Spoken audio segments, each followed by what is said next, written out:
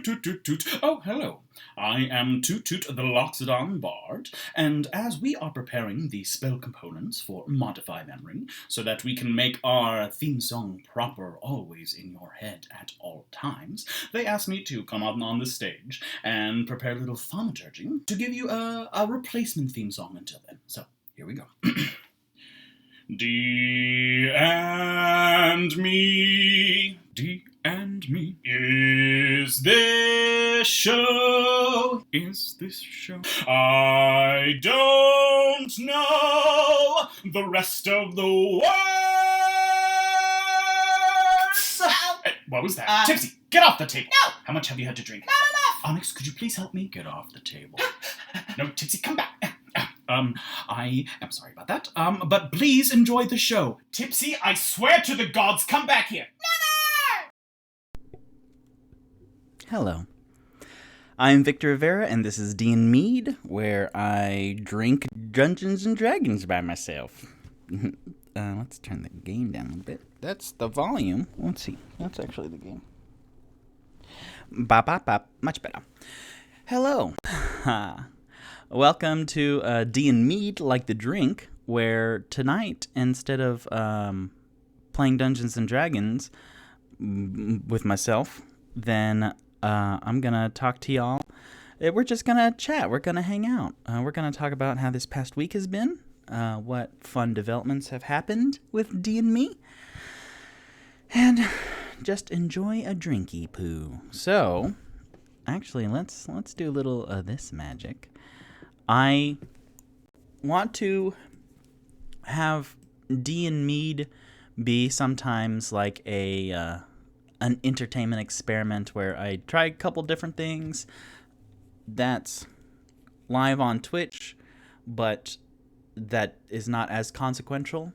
For example, today I tried to use Streamlabs OBS, which again, Twitch is like the TV, but you need an operating broadcasting system to put the stuff into the TV to show to the world. So I tried Streamlabs OBS just now, and when I clicked start streaming, it went, I don't know what you mean. And I was like, well, narts. So that's why I was like 15 seconds late on the draw, because I was like, I don't want to deal with that right now. Pop, pop, and then pop up my original OBS. So I had something cool planned, but tonight I am partaking. If you are 21 years of age and older, then enjoy an alcoholic beverage with me. If you are under 21, legally, drink not alcohol. Nailed it. Terms and conditions do not apply. So, tonight I am drinking Monk's Meadery DragonCon Dragon's Nectar 2021. I drank this for the first episode of D&Mead last week, and tonight, instead of having the Roman columns, I am going to give it to Tipsy, and he will hold it perfectly like that. My resident alcoholic.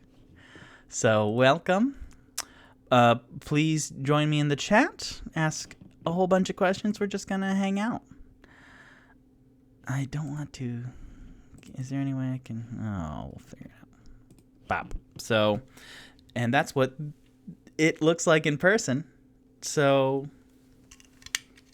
let's see. Is there a good way? I haven't figured out the best way to have it and then fart. That would have been bad. I want my face in it, so.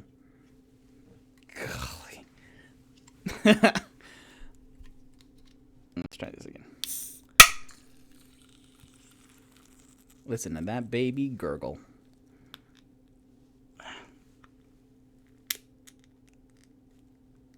Oh my gosh. Well, I'm sure that looked fabulous. Let me grab a napkin real quick.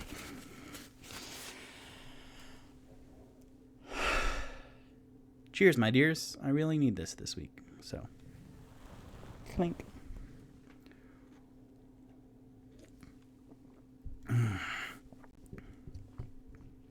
And this is really good. the Dragon Con Dragon's Nectar.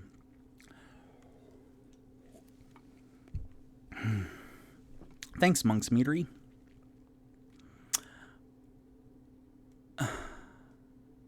This week was a hard one. I'm not gonna lie. And I really need this D&Mead, like the drink. Because this past week was just a lot. For people paying attention, I normally try to stream D&Me episodes on Wednesdays. And then have... Oh, I want to do something real quick. Bop.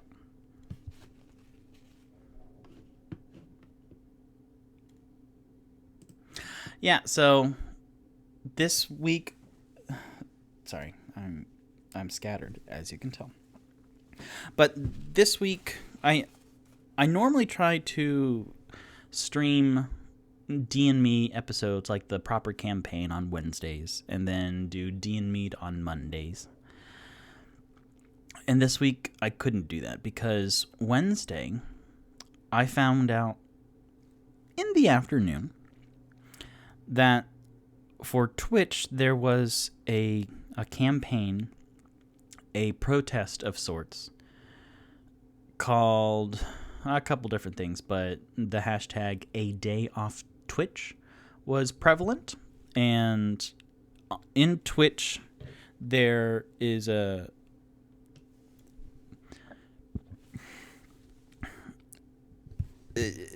some really hateful stuff where bots, like, malicious computer programming would target marginalized Twitch streamers and fill their chat boxes with real hateful rhetoric. And there are things called riots or raids. This is still a little more than my first month of being on Twitch, but there is a thing where you get a group of people together and then you go and watch and support someone's channel. But there has been a rise of hateful raids or riots. I want to say raids. So hateful bots and hateful raids. And this has been going on for a while. And from what I read, Twitch wasn't really doing anything about it. So a lot of Twitch users and streamers band together and they started this movement on August 20th. But I didn't find out until that September 1st, just mere hours before I was going to stream episode 5. And it was brought to my attention by the good people at When Can We Play, which are doing their GM burnout right now. So if you get bored with this, head on over to them, and they're doing Alien right now. And from what I saw, they had 7 viewers, which is excellent. So please join them. I will be joining them. Tomorrow I will be doing D&Mead here, D&Me here. But then Thursday I will be doing Cakes in the Dark, which is our Blades in the Dark, but with a little twist. And then Friday I will be doing their D&D. So come watch that. And if you're not here, then go over to When Can We Play.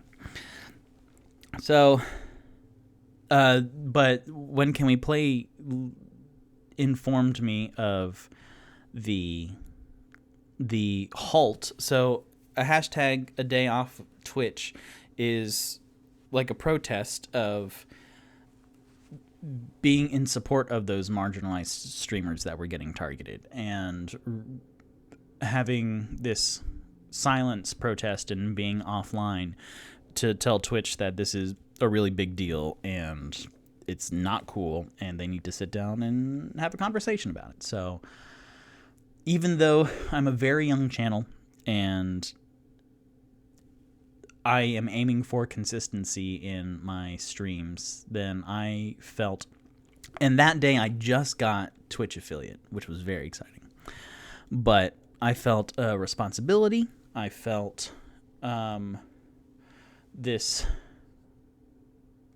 camaraderie because I like to believe that I'm a good ally for marginalized communities, so the LGBTQ community, people of color, differently abled people, and one of my it was like a test. So the very first test I had as a Twitch affiliate was, hey, are you going to support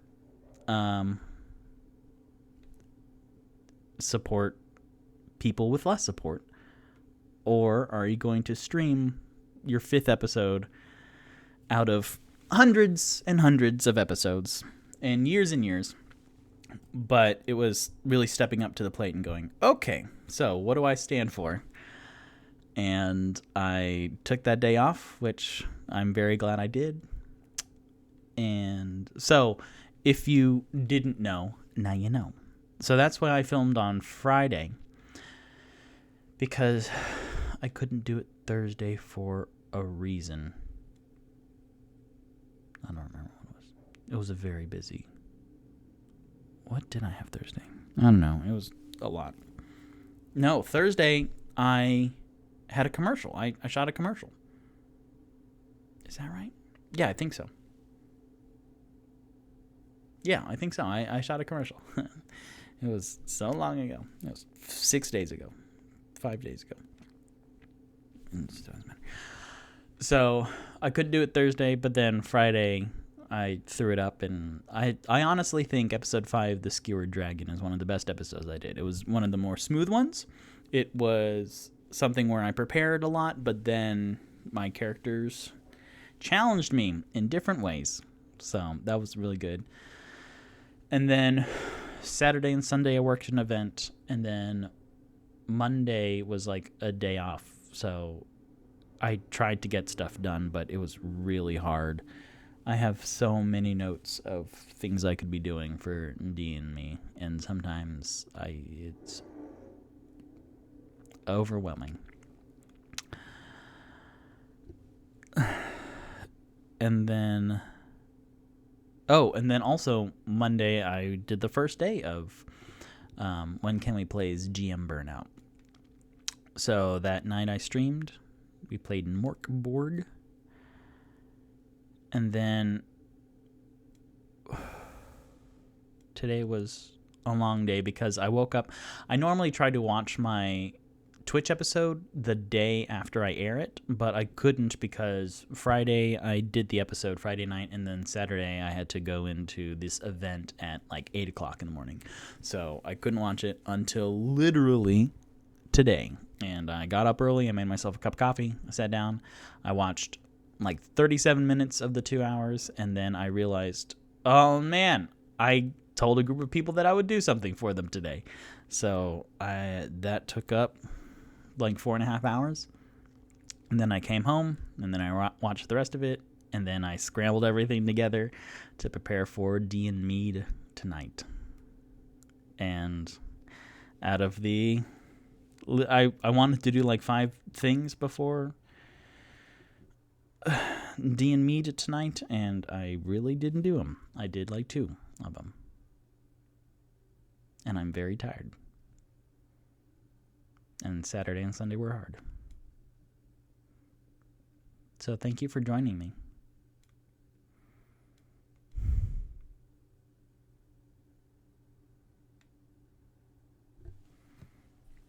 Cheers, my dears.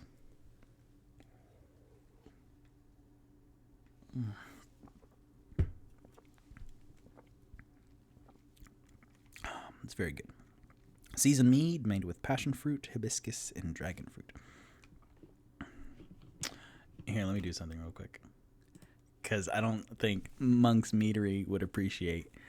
I'm sad, y'all. This was a hard week.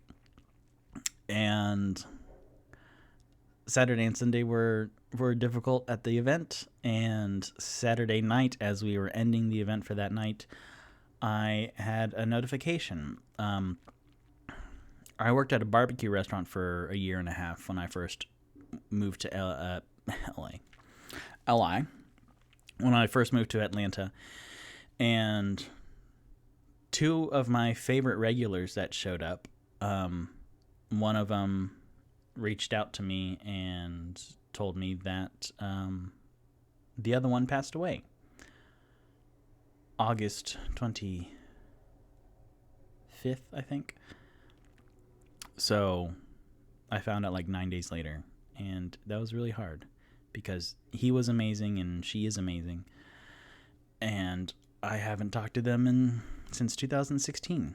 So that is really hard also, just of being good friends with someone and then not seeing them or talking to them or hearing from them for 5 years, which is just reality of life. And it doesn't get any easier. It gets a little bit easier. I mean, what the heck? Oh, okay. It gets a little bit easier, but not really. It only gets easier because you get it more often. Because this year, I lost my grandfather in January. He passed away January 23rd because it's 123. And my grandma gave me his ring, and I've worn it literally ever since, except for like a week where I had to take it off for a couple days so that my finger could heal a little bit because I got little chunky fingers. But my finger could regain some shape for when I filmed Creep Show in February, and then for the shoot, for the commercial shoot that I did Thursday. It might be Thursday, I don't know. So I lost my grandfather in January, and then last month, the month before, I lost one of my family dogs, and he meant a lot to me, Cookie. And that's just, it came out of nowhere, which is the hardest part.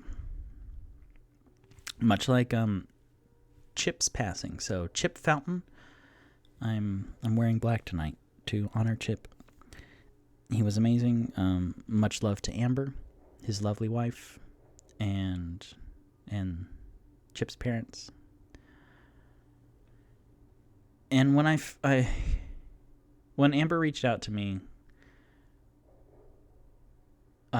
she told me, and it was over a couple messages, and I was finishing up the event, and I was like 20% brain to Amber and then 80% for the event. And then when I walked out to my car, I started crying. And then the drive from the event home, I was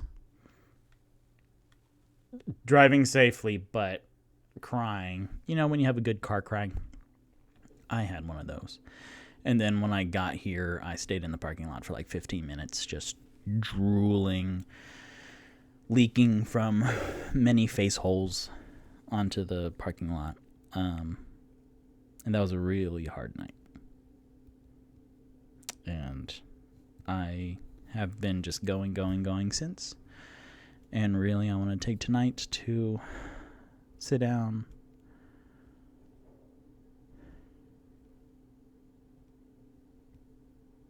and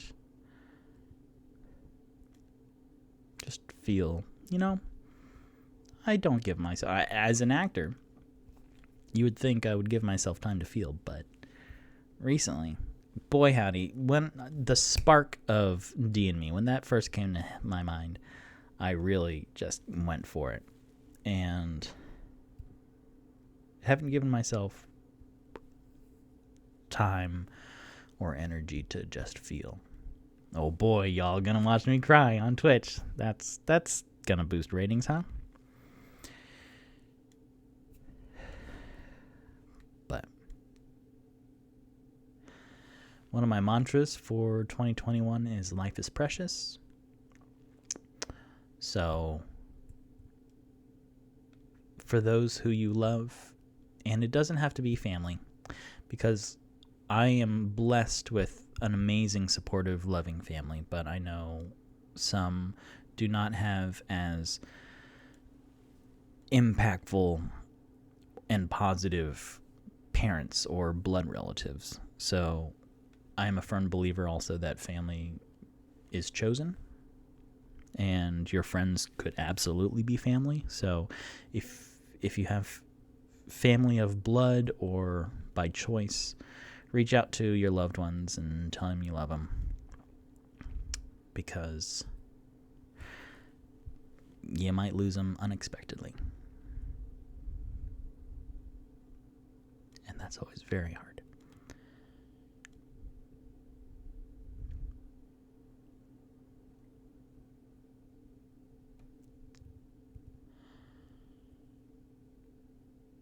So thank you, if there's anyone. If not, then I hope you're enjoying your night.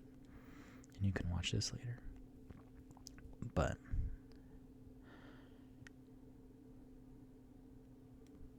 do stuff that makes you happy, folks. Life is way too short and way too precious to not do something you're passionate about.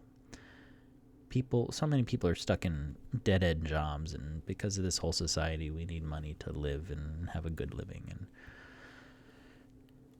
But really, art is one of the things that has freed me and made me feel most alive. So I wish that on you. I wish happiness, because this is a good show with good feels, and I want to keep it that way. So tell people you love them if you do, because that means a lot. Words of affirmation is my primary love language, so if you love me, please tell me. I was talking earlier today, because words of affirmation is my primary love language, then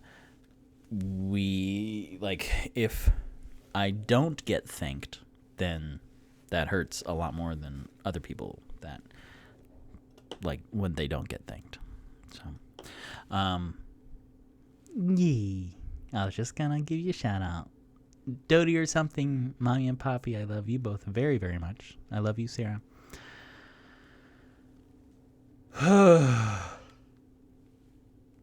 So, I love my family very, very much, and I'm honored and very happy and proud and thankful and grateful to have such amazing family. But here we go. All right. So let's drink a little bit more. Yay. Oh boy. What does that button do? Channel points. Introducing channel points. You won't let me read it? You son of a... Just let me... All right. Whatever. I won't do that right now. All right. My other laptop went to sleep because I was pontificating. Here we go. Oh my gosh. Please stop. Okay.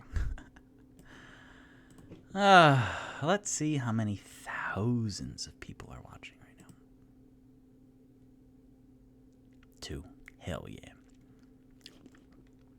Great. Let's do something. All right. So, hashtag a day off Twitch. I'm glad I did it. And next week, I will be back on my regular schedule. Wednesday, September it's tomorrow. No. September 8th. So I listened to episode 5 just a couple hours ago. Not even. So I need to plan for that, huh? Oh man, there we go. Yay, I'm happy again. Give me money. Oh boy. All right. So Twitch affiliate. Holy cow. So hold on. DragonCon. I have my D&D's notes. DragonCon, Dragon's Nectar, a day off Twitch. Great. Twitch affiliate. I'm a Twitch affiliate now. That means I completed the 4 steps that I needed to. 3 concurrent viewers in a 30-day period. And then stream 10 times on 8 different days, and then get 50 followers. So I have 64 followers, which I know 6 people have watched all of D&Me so far. But I made a great joke that it was 0.06 thousand people that follow me right now. So it's 0.064,000 people. So thank you very much. Try Streamlabs OBS for D&Mead. That didn't work. Twitch affiliate. So that's awesome because now I can monetize and do incentives and eventually get monies. And that's a whole bunch of research afternoons that I am looking forward to. Because who would have thought in the middle of July, I'm going to blow my nose, excuse me.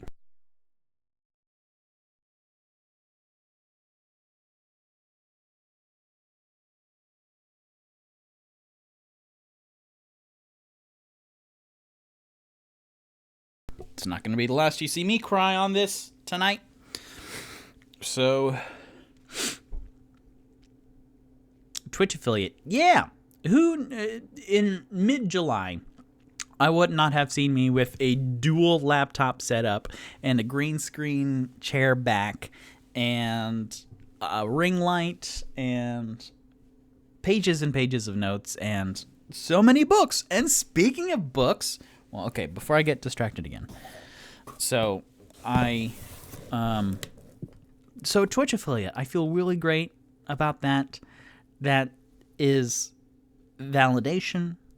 That's a really cool thing to say. I know it's like level 1 Twitch user, but that means I'm not a level 0 anymore. And I am on the journey to become a level 2, which is a Twitch partner, which has a lot bigger numbers than Twitch affiliate. But like, even if I get no money from this whatsoever for D&Me, I really want to do it for me. And I need to remember that. And I am very excited because I've played 10 hours of D&D with my characters that I haven't played Tipsy in 5.5 years. And I love him. I love you too, Victor. Thanks, Tipsy. Give me some of that. All right, here we go.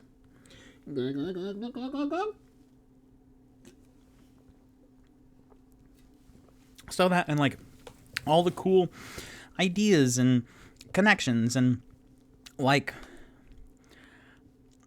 how cool is it that I'm dealing with race already and kind of that blurred line of mentorship of Rock being excited about Volo Thamp and Volo kind of being a racist, and how you can look at the books in that lens and it just a whole bunch of layers. And then with gender misogyny in episode 5, I wouldn't have thought that I'd make a character that's gender fluid and then a character that's super anti-gender fluid. Like, that's not the story I wrote down initially, but I'm very pleased that all of that stuff is coming to mind. So that's really cool. So that's neat.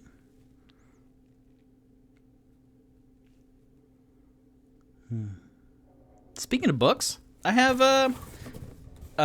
for my unboxing video, I had duplicates of Xanathar's Guide to Everything, which, if you think about it, that's a great line, a great title.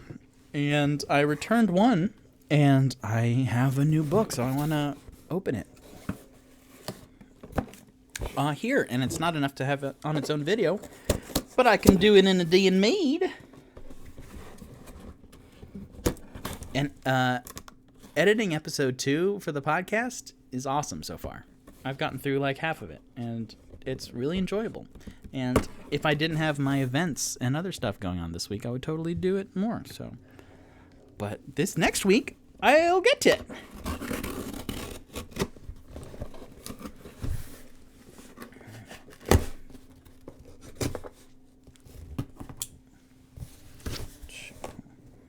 How are y'all doing? Are y'all drinking anything? Mommy and Poppy, and then second viewer. And if you want to contribute in the chat or ask questions or all that cool stuff, I have notes that I never really get to. No, I'm getting there. But yeah, let me know. All right. we have...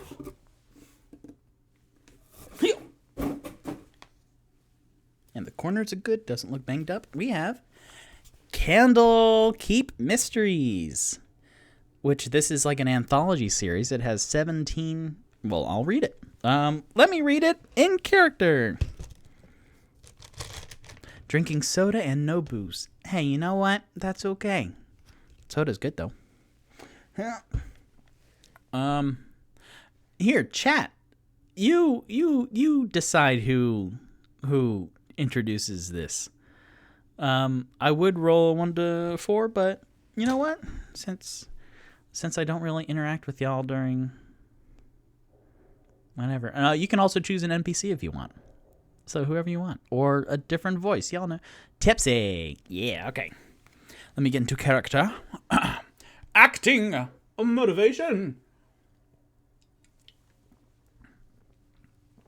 Objectives, substitutions.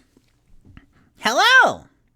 I'm like, it's like Batman and Bruce Wayne. Where like, I put on the mask, but I drank the drink, and now I'm here. It's Tipsy.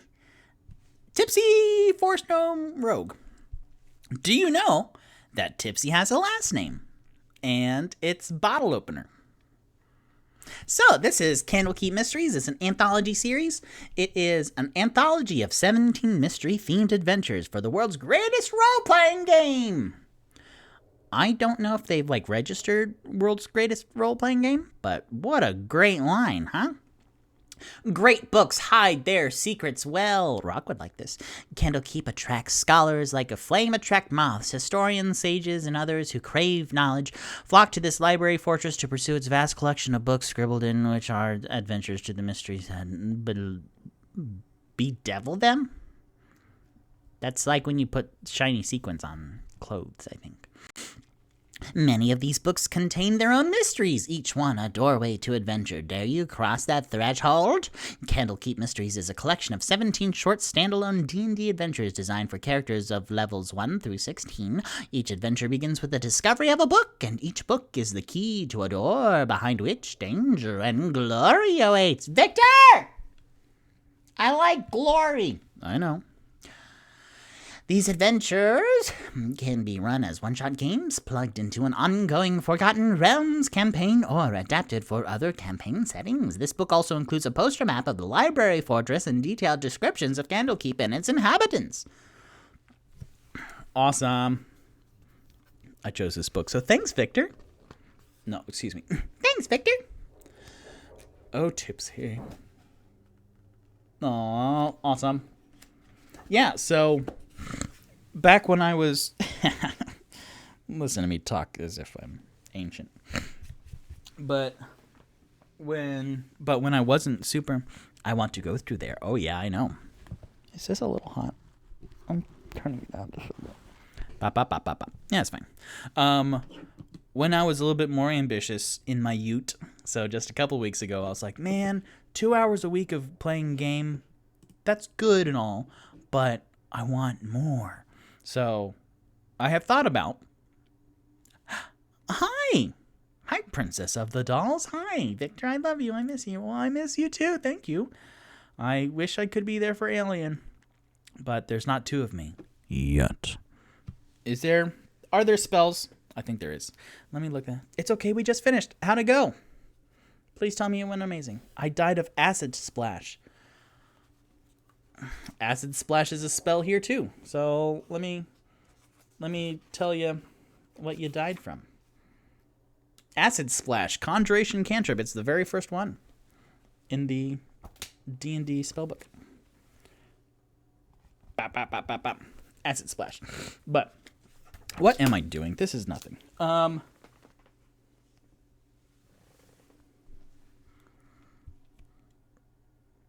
Oh, now I feel pressure of doing actually. So I'm turning up the gain a little bit. Maybe I was in a car trying to escape. So they played the Alien RPG game. And I watched all the Alien movies and all of the Predator movies because I really wanted to watch Alien versus Predator movies, which I love watching bad movies. So I was like, this is going to be from Half Court, just one of the worst movies. And it was so bad. The first one was so bad, it was not fun watching it. So, and then I stopped watching the second one like 25 minutes in because I'm like, this is not fun. This is not good. Princess of the Doll says, and an alien opened the roof. And my guy didn't know any better and shot him in the mouth. Are we talking about Battlefield Earth? I have not seen that, but I know John Travolta has Onyx dreadlocks because I looked up dreadlocks and how to make dreadlocks when I was making Onyx, and John Travolta in, I think it was Battlefield Earth, had some bitchin' white boy dreadlocks. So, Candlekeep Mysteries.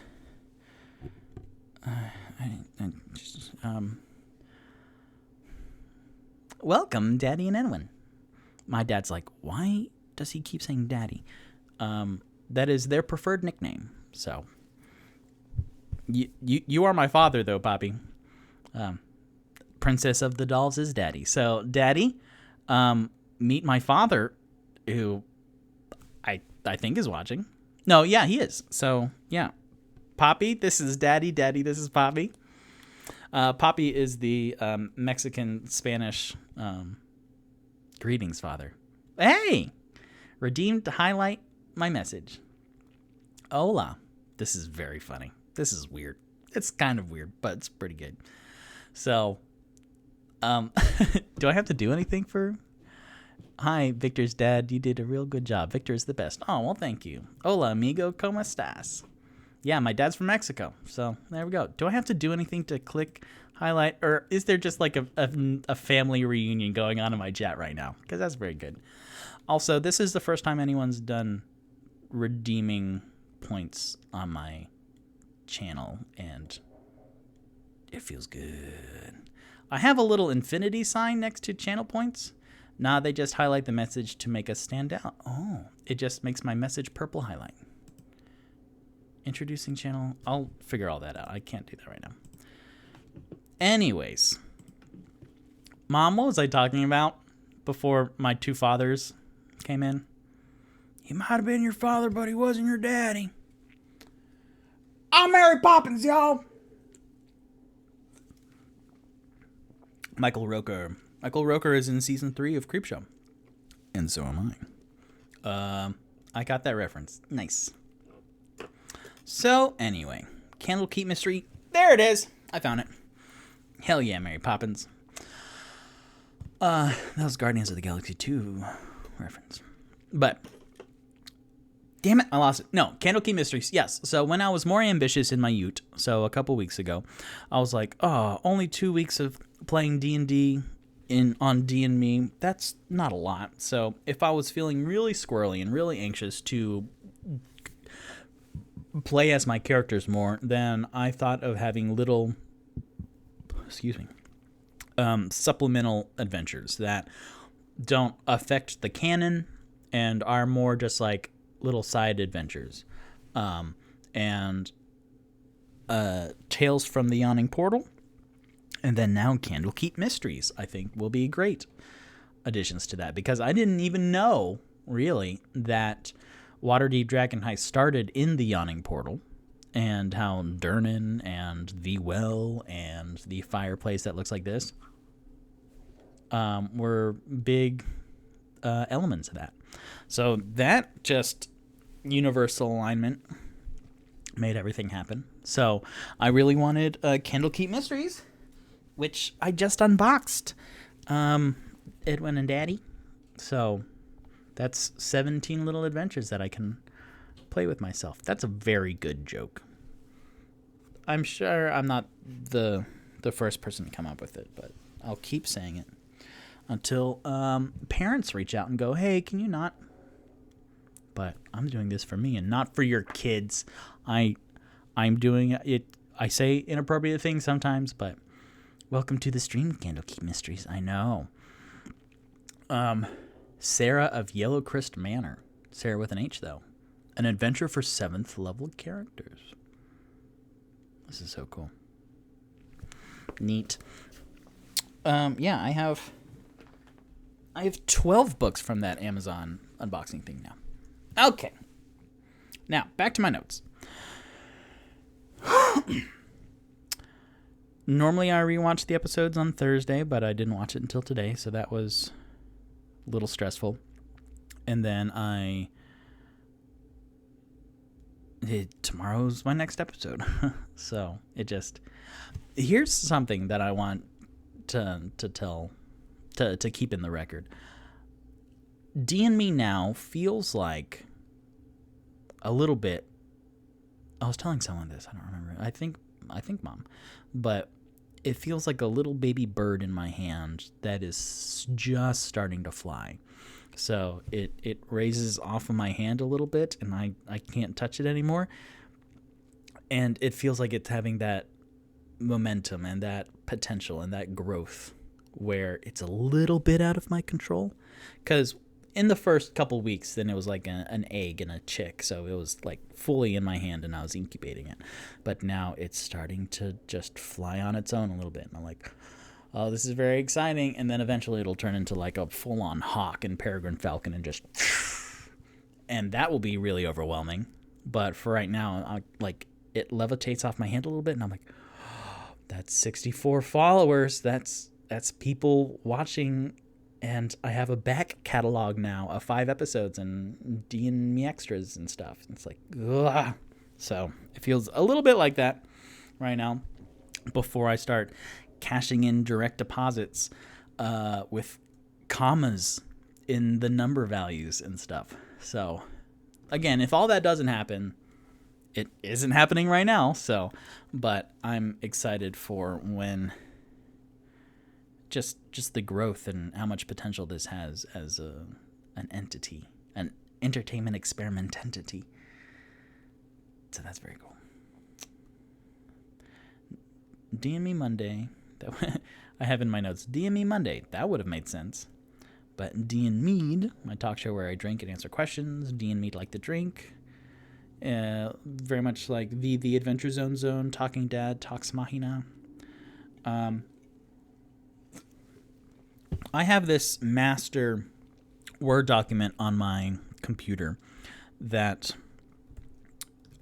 I've separated a whole bunch of my notes into different categories of like, this is thoughts for the podcast and stuff I have for intermission and for future episodes or D&Me extras and like game notes. Every time I watch one of my episodes, I take a page and a half of game notes of like, oh, I need to remember that so that when that character comes back, then I can burp. And I love it because I love callbacks. I love continuity.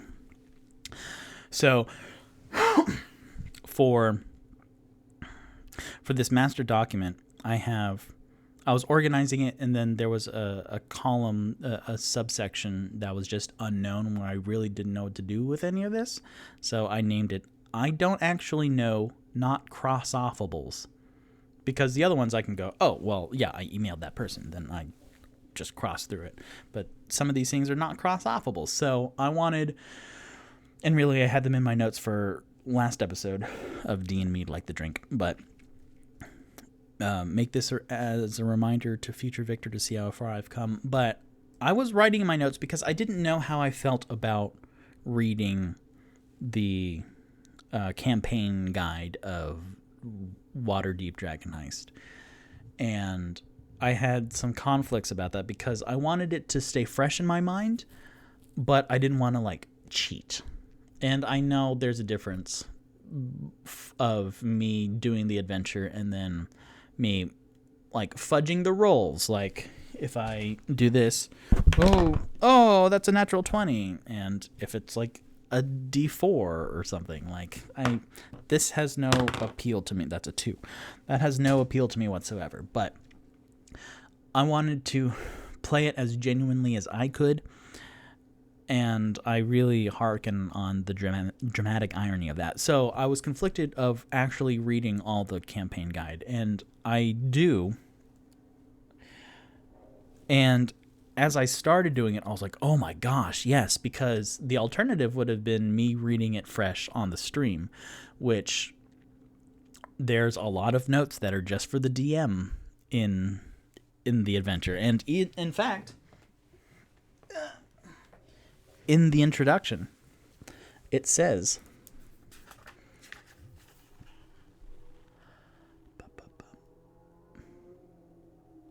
it says, Waterdeep Dragon Heist is Dungeons and Dragons adventure designed for characters starting at first level.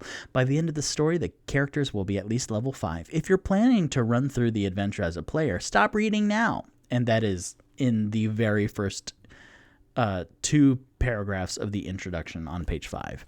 So, Dungeons and Daddies is very good. I am caught up, except for the last episode, but there's like 66 episodes, and they have a whole Patreon thing, and they're amazing. Y'all should really listen to that. But I was really conflicted because the alternative would have been me reading it fresh on the stream, and that is not, I don't think, entertaining or valuable, me doing this. Oh. Like, that is a waste of y'all's time. And I have found that through reading it, I started reading it really in earnest in lots and lots and lots of pages when I first started. So like week 1 and week 2, that was the freshest I read it. But now I'm on page like 128 reading it because there's a lot. And I'm only actively on page like 12. So the further I get from having read it, it is like I spend the first couple, I spend like the 2 or 3 hours leading up to D&Me rereading those notes, and I go, oh, right, yeah, that, oh, and then I could see how that connects at page 79 and page 150. So that's very valuable because I do forget all the minutia and the details.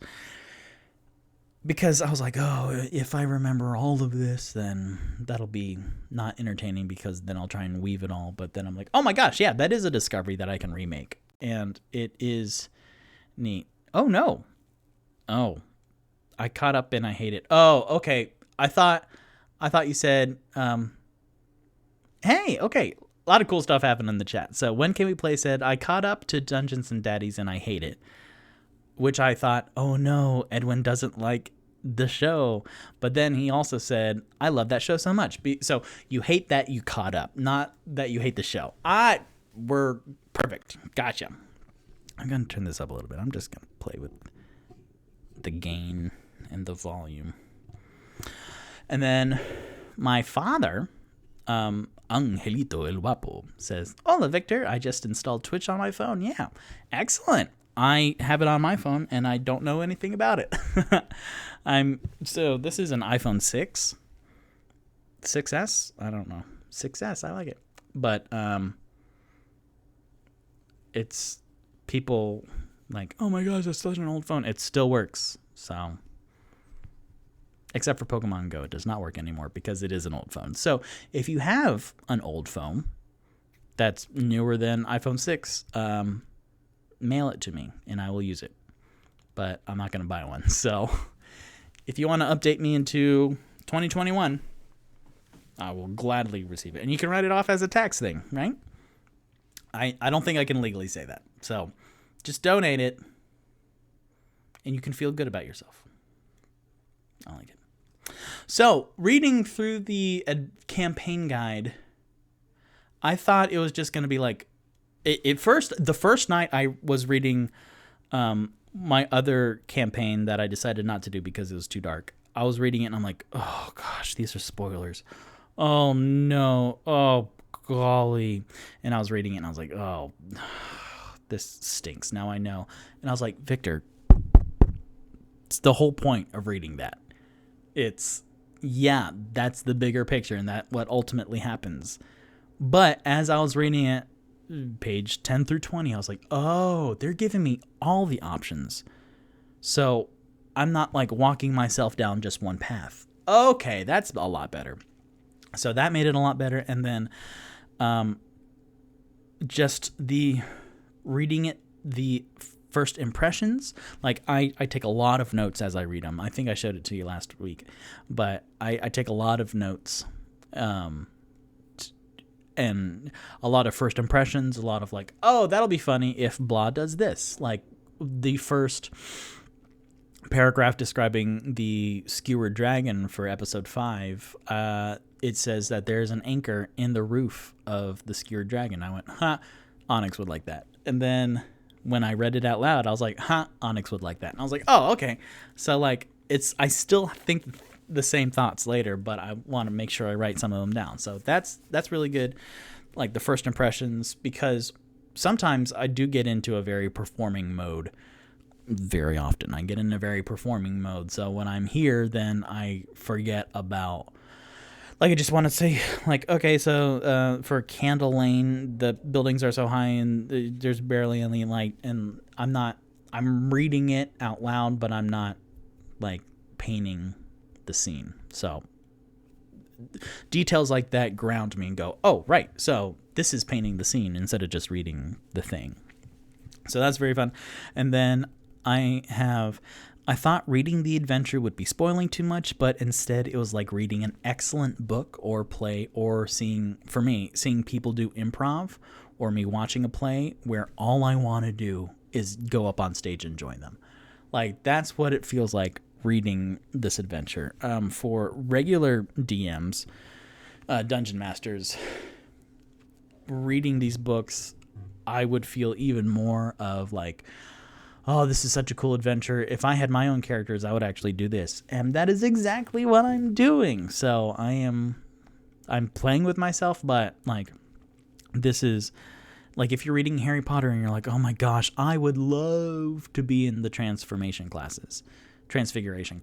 So this is kind of me doing that. And then I'm a horrible person to watch plays, because the whole time I'm noticing all the technical elements and I can see people in the wings and I'm like, okay, they are directed to do that blocking right now. So sometimes I'm like, I could do this role better, and I just want to jump on stage and take the script and have it memorized automatically and then do it. And when I'm watching live improv, back in the before days, but it's very much like, whose line is it anyway? When I watch reruns of that, I'm like, I just want to go up there and improv with them. I've literally had dreams where I improved with the whose line is it anyway people. Edwin and Daddy, Blades, we talked about whose line is it anyway when we visited y'all. So that's what it feels like. And then where all I want to do is jump in and play along, and I get to. So that's huge. That's a really, I'm glad that is the feeling I get nowadays of reading the campaign guide, instead of like, just dreading like reading more and more spoilers. Like they give you all the options so that you can go, oh, well, I want to do this, and I don't want to do any of that at all. Which, if you've ever read Waterdeep Dragon Heist, which I don't recommend it until I'm done with my campaign. If you want to follow both me and D&Me going through it, I would read other ones just to get a sense of what a campaign guide is, but I wouldn't read Waterdeep Dragon Heist until like 2023 or something. And then, well, even then, it would be like a book's adaptation into a movie where you've already watched and experienced the movie and the whole stream. So going back and reading the book, you're like, that's a completely different new character, or that plot line happened here instead. And like, I don't know. I would just read a different campaign guide. And then what else? I like reading this now because there are so many options and I can still do anything I want. Feels like I'm playing my own Skyrim. I want to collect all the side quests. So yeah, we will get to a point where different factions, different groups, different... What are they called? I don't know. Golly, I messed with this and now it's not perfect. That's fine. What are they called? Factions? I think they're factions. Factions, yeah. So, there will come a point where different factions or different groups will come up, and that might be in a couple episodes, but will come up and go, hey, so you represent our values. We want to initiate you into our group. And reading through those side quests, because each of them have 4 to 5 different side quests, and some of them I'm not interested at all. But then some of them I'm like, I want to do like 10 episodes on this by itself. So that's really cool. So yeah, I want to do all my own side quests. And as a DM for other people, I mean, like, well, maybe they might be interested in this and this, and you have to think about what other people want to do. But me DMing this for myself, it's, well, what do I want to do? What does Victor want to do? Which ones do I want to accomplish, and what threads and what characters do I want to meet, and all the NPCs and stuff. So that's really, really cool for me. And then another thing, I want to get back to Skyrim here in a bit, but another thing.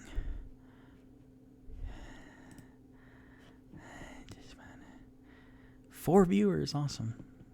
Thank you. What are sub points? When can we play in Princess of the Dolls? What are sub points? Because I have 1 subscriber and 1 out of 15 sub points, and I don't know what that means. So one thing before I want to go into Skyrim,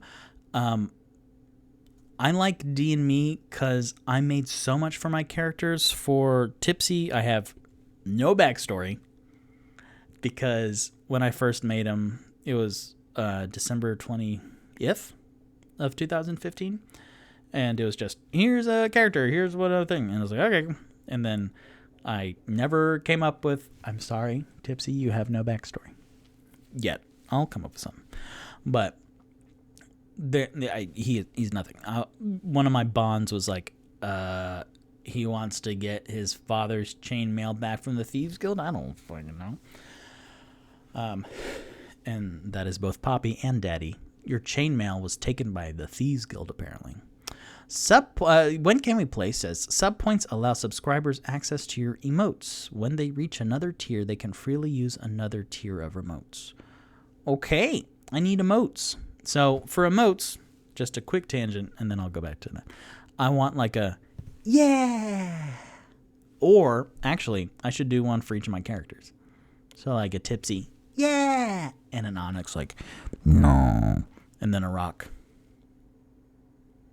I'm a nerd. That's mean. And then Toot, I don't know. We need to make you some emotes. Yeah. So emotes are, you can put them in the chat. Like if you do the just a regular colon and an end parentheses to make a smiley face, like that makes that little robot guy. Like this. Bop.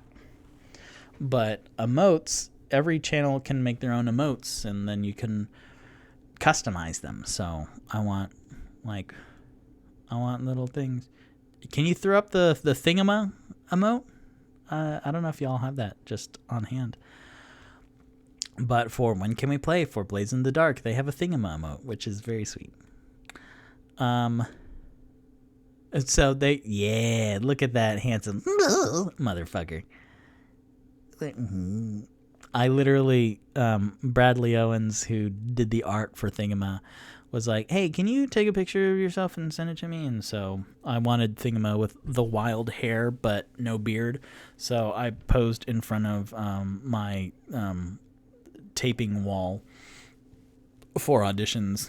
And then I did, like, I had a cordless drill in one hand. And then I was like, oh. And that's exactly what the emoji is, the emote. But there are also like little gifs of like people like, yeah. But I want to do one for my 4 viewers here, which are Edwin and Daddy and Mommy and Poppy. But it's me rolling a die. So I want it to be, I want it to be this. And then I can go, oh, well, I was just rolling. What? I was rolling a die. So we'll see if that can sneak by the censors. But that's what I want, ultimately. Very fun.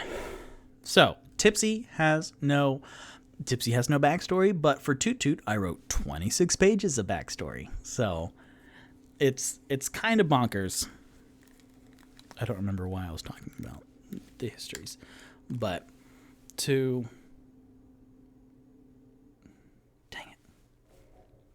This is so approximately an hour in, then I start stories or points, and then I never finish them. Thanks to DragonCon Dragon's Nectar 2021. Thanks, Monk Meadery. There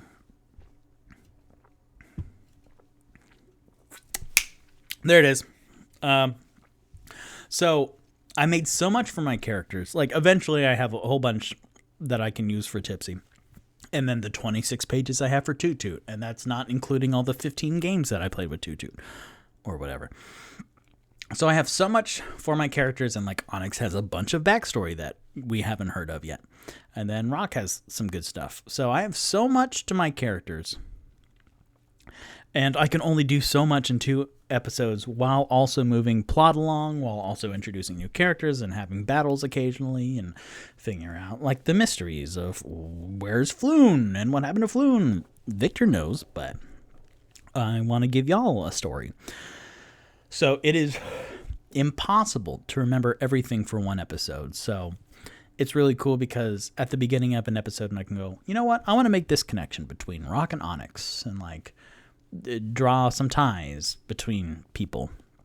And eventually in that episode, I can eventually pull that. And I want to get to a point where I can pull it at any point in the episode of like, oh, I didn't do that in the first half, so I'm going to do it right now. And I feel like I'm practicing being good at that, but I will eventually get really good. So I have so much content that I eventually do want to do of like items and doing really cool inventory and stuff.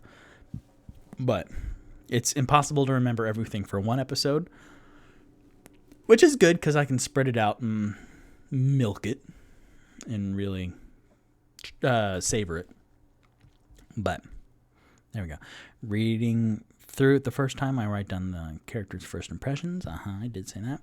For even the half of episode 2 that I have edited so far for the podcast, I am much better with ums in the second episode. Work on so's, ands, likes, and also big chunk of DM thinking silence. Just keep talking out loud, purposefully fill the space. I am doing that very well. And even watching episode 5, I am taking my time. I'm still, I have and then, so, but those are necessary transitions at this point.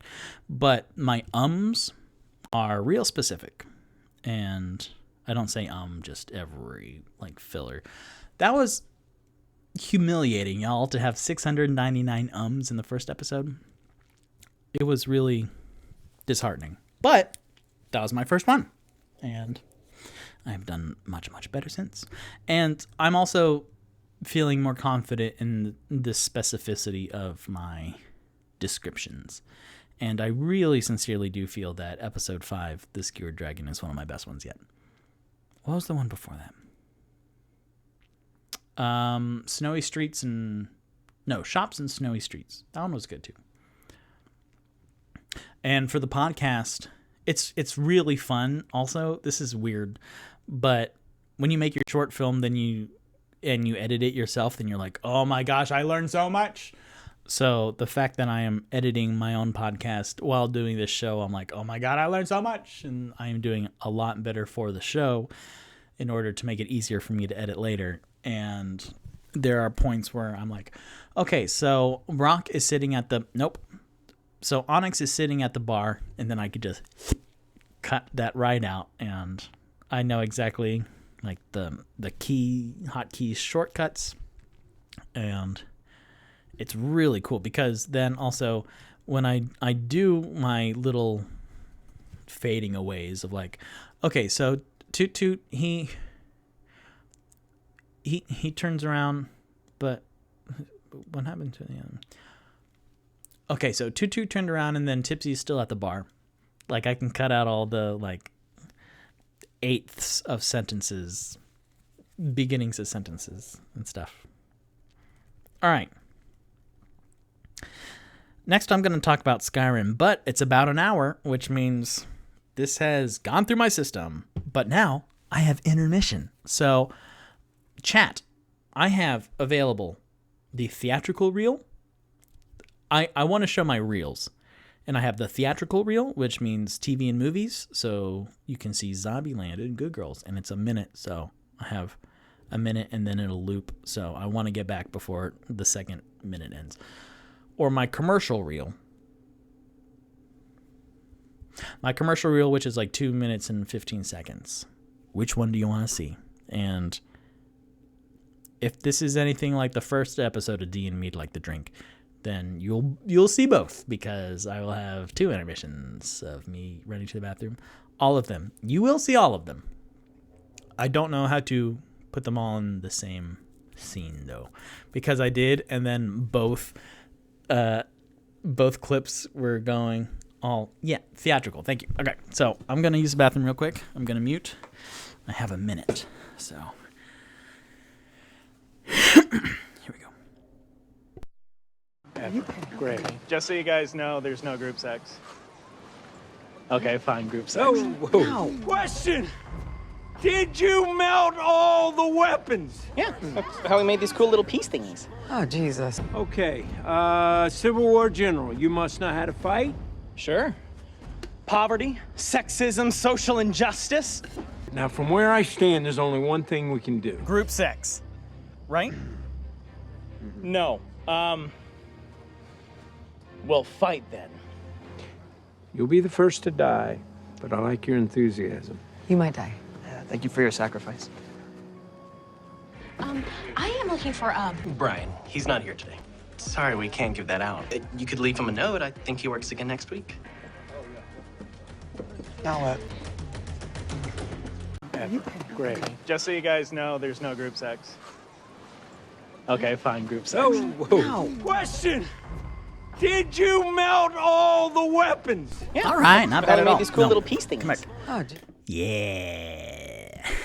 That worked out pretty well. I need to figure out how to... I'll watch this episode tomorrow. Edwin and Daddy, you missed me crying in the first 20 minutes.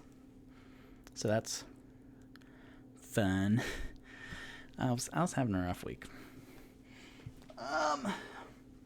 But here we go. Let's see. Okay. So, Skyrim, my father, my Poppy, I'm going to call my father, so, Sierra, I'll call you Daddy, but, you know, my father and Poppy and stuff, that's my actual dad. So, my dad, my Poppy, God, I messed up. So,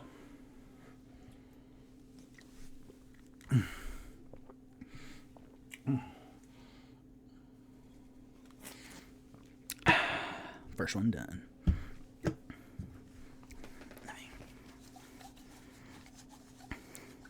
This is oh boy, this doesn't look good, huh? I'm cleaning off the tops of the cans because for the past couple years I've had OCD tendencies about that. So, this is Monk's Meadery DragonCon Dragon's Nectar 2021.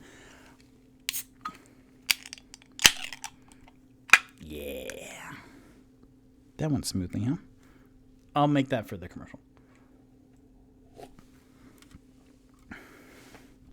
So, my father asked an excellent question. It's sputtered. My father asked an excellent question a while ago, which is, how is D&D different from Skyrim? And that's a great question. And I did want to answer it eventually, and I wanted to answer it tonight.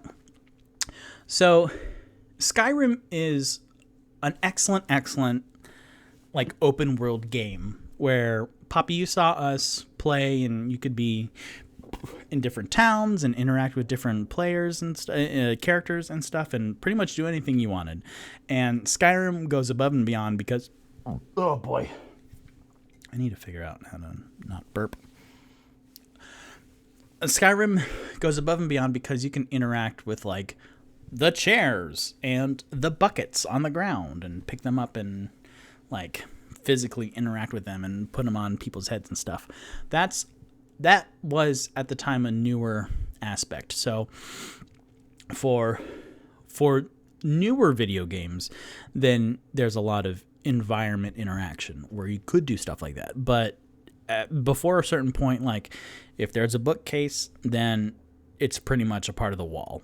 So you can't knock the bookcases over and like pick up a book and float it around and stuff.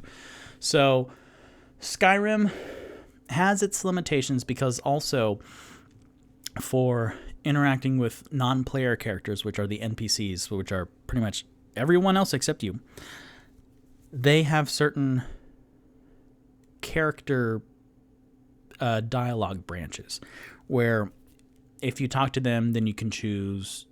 If they ask you a question, you can choose option A or option B of what you say back to them.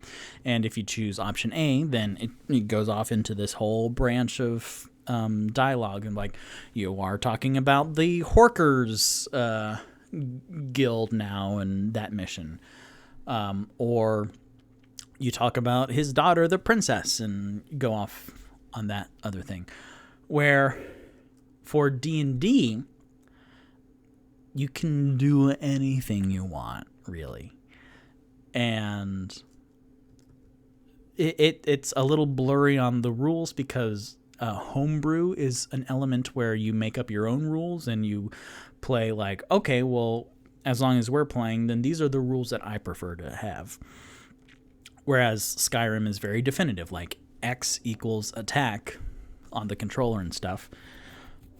Where sometimes for D&D, like, you can get muddy and like, well, actually, for this homebrew, when I play with this other game, then well, actually, no, in this house we play it this way. So that's a little blurry, but you can do anything you want pretty much with anything you want. So in certain things, like, you cannot knock over the castle, but in D&D, you can cast Earthquake and knock over the castle. But in Skyrim, that's a wall. And then, depending on how good your DM is, so if it's me, it's very good. If you go up to a character, you can talk to them about anything in the world, and they can respond however. Like, you don't go up to the Jarl, which is like the king, and you can only ask about the Horkers Guild or the princess daughter. Like, you can ask the king how your day is doing, and he'll go, it is fine. So it's overwhelming how much you can do in D&D versus Skyrim, which that's a very big game. I don't want to like downplay how big Skyrim is and how much you could absolutely do with all of it. But in terms of video game, at the time, it was some of the most stuff you could ever do within the mechanics and the constriction of interacting with NPCs. And yeah, you're welcome. Angelito el Guapo says, thanks for explaining the differences. Yeah, absolutely.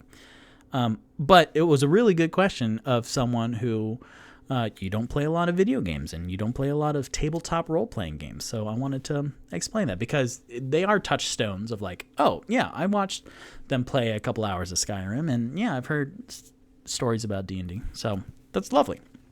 My other three, Mommy and Edwin and Daddy, do you have any other differences between Skyrim and D&D? I think I covered like big stuff, but like if there's anything you want me to talk to specifically, then the last time I played Skyrim was like 2017 or 2018 when I lived. I think it was 2018 because I think I spent a month right after I quit my barbecue job waiting tables, and then I played Skyrim for like a month straight, and it was heaven.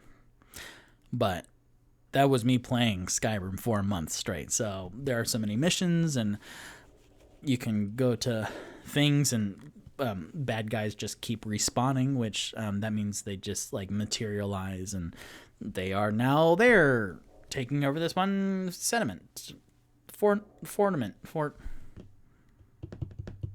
thing. Oh man, I want to play Skyrim now. I achieved every accomplishment, every achievement, every award you could get for doing all of the little things of like collecting 500 butterfly wings or whatever, except for killing a legendary dragon, which I needed to be level 76 or 78 before, no, I think it was 75 because it's a nice round number, before legendary dragons could spawn. And I think I sold or glitched out or deleted one of the shortcut ways where you can get from like, you can just skip levels. Like if you read this book like 3 times, then you can level up from level 50 to 51, 51 to 52. And I think I deleted it and I was like, I cannot play this game enough to level up 25 times in order to kill a legendary dragon. So when can we play? And again, Edwin is a game master and just a brilliant gamesman. So when can we play? Edwin says, if you're in Skyrim and say, man, I wish I could climb this wall, or I want to convince this innkeeper to fight alongside me, or I want to take this dude's clothes and steal his identity in another city, you can try that in D&D. Yeah, so there is the constrictions of being in a video game where your physical limitations are like, you cannot climb up walls. Like you can jump over edges, like ledges that are very like, you can jump over this, which I've noticed for video game design. Like if you're, say you're traveling through like caverns and then you come to like a fork in the road, then you can video game design is a little bit, it's very clever sometimes, and sometimes it's a little too subtle. But for like Tomb Raider, for example, there is a splash of white paint and a torch exactly where you need to go. And then the other fork is hidden in shadows. So if you go down that way, it's a shorter route and you can find a treasure chest at the end of it. But like in order to progress the storyline, then you have to go where the white paint splash is and the torch is. So it's obviously lit. And sometimes they're like, you have to jump on a thing and then turn around and then look up. It's like, oh, well, come on. How was I supposed to know that? But so like physical limitation. But in D&D, there's a spell called Spider Climb where you put it on yourself and you can climb up any surface. You can climb on the ceiling and stuff. And like you can rappel up the side of like a castle, where in Skyrim you have to walk up every stair in order to get to the top level. And then a lot of interaction with the NPCs, like you don't have to follow the dialogue trees is what they're called. You can ask them about anything, but the double-edged sword of that is that NPCs can have a bit of an attitude, and they can either be racist against whatever race you're playing, or they just have prejudices, or because you sing too loudly drunk, then they don't even want to talk to you. Like there can be some pushback on how you interact with NPCs, but for D&D, there's a lot of role-playing elements where you can, storytelling-wise, you can like do actual dice rolls that correspond with charisma or persuasion or deception. Like you can lie to NPCs, where sometimes in video games it's like, where were you? And you're Spider-Man and you were running on a thing and you're like, oh, well, I was out having pizza and stuff. But you can be more subtle and you can be more clever, and it's just a lot of good stuff. And then I talked about this in an episode of something, but I want to take this dude's clothes and steal his identity in another city. Like you can do murder hobo stuff and just be completely off the rails. And like Skyrim's very, oh, you are the chosen one. You have to go up the mountain and talk with the dragon guy. Whereas in D&D you can go, you know what? Fuck that. I'm gonna herd goats. So, just a whole bunch of stuff. All right.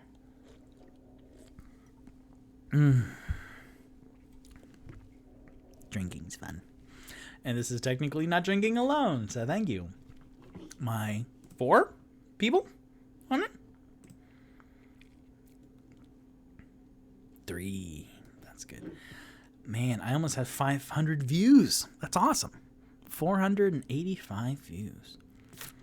I'm going to look at my D&Me numbers real quick because I have an Excel spreadsheet, Microsoft Excel spreadsheet, and I'm keeping track. It was a little scary at first because I'm like, oh, right when my numbers started happening, I'm like, I don't want to record down this one follower from Facebook or whatever. And I'm really glad I did because now I can highlight and shade every number that was better than the week before or the day before even. And my numbers are growing, which is huge, and I'm just very excited. So, for example, yeah, literally when I checked in early yesterday, I had 64 instead of 61 Twitch followers. I had 486 views instead of 460.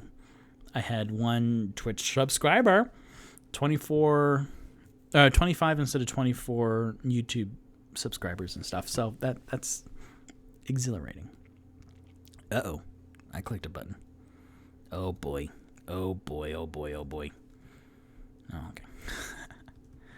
Oh boy. Okay. So, I talked about this since my D&Me announcement, I think. But I want to talk about advantage versus disadvantage. And I've never sat down and gave it time to talk about it. So, what that means is you take 2 dice. You take 2 d20s.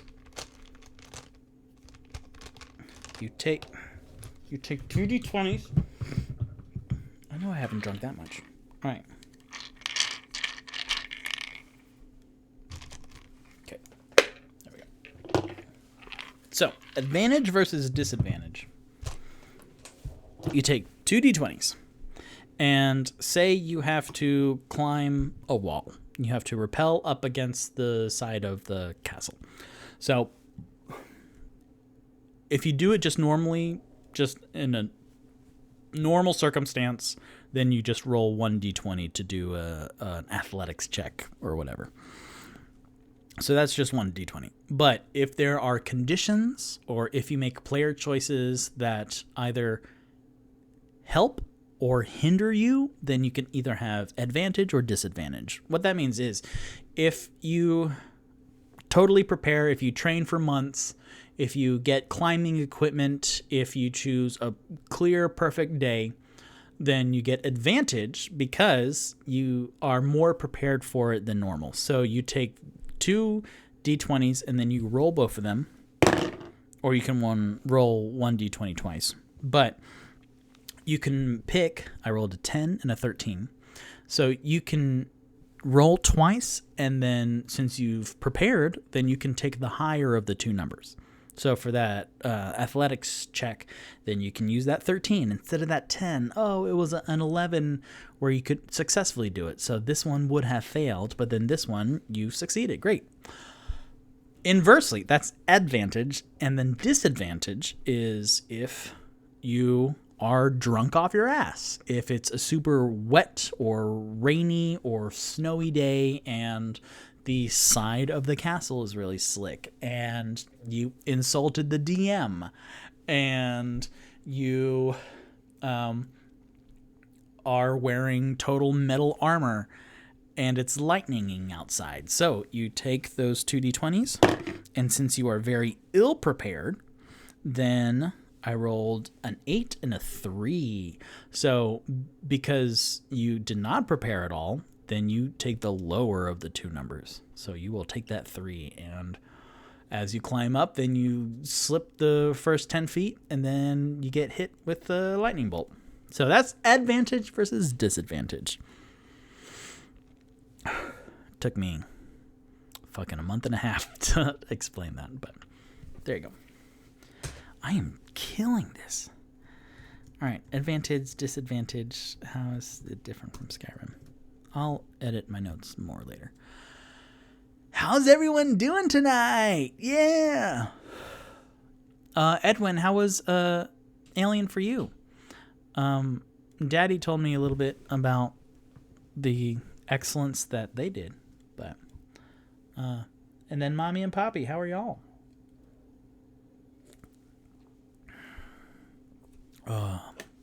Sarah texted me a whole bunch. It was good. I killed my player, so very successful game. I mean, I don't know anyone that survived an Alien movie except for Ridley, who eventually died, but then money brought her back. So, good. I'm glad. How is GM Burnout going so far? This is day 2 out of 5, but I know the first day was amazing because I was there, and you will have me for 2 more days. LMAO, laughing my ass off. The resurrective power of money. It's going good. I'm so burned out and loving it.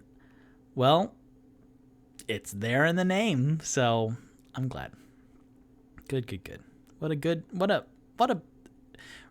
unique challenge in order to push yourself so hard. You better, hey, punk, you better fucking rest after this, all right? Lord of mercy. That's like yelling into a mirror, though. Victor, you had a real tough week. Tomorrow you better not. Fine, but not because you told me to. Frowny face. Sounds like fun. One day I'll have to invite myself to play. Well, Mom, no promises being made here because we're all drinking.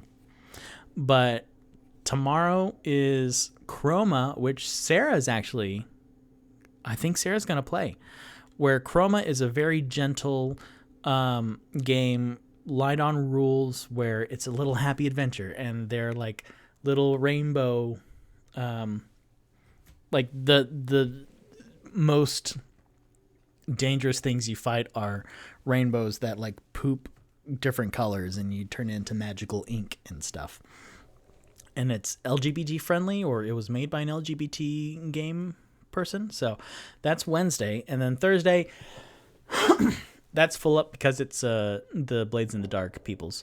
But then Friday, if you want, you might actually be busy. But Friday is Dungeons and Dragons. Well, that is up my alley. Yeah, exactly. So message me, and then we'll see if timing works out. So there you go. See, Edwin, my whole family is nuts. No, we're not nuts. We're just we like games and stuff. So, any questions? We're getting to 8:27, and I want to let y'all go to bed by 9 p.m. Eastern Standard Time. Any questions? I have more notes and stuff I can keep going on. I didn't talk for 20 minutes about my favorite movie and my favorite actor, but boy, I will until something pops up in the chat. My roommate noticed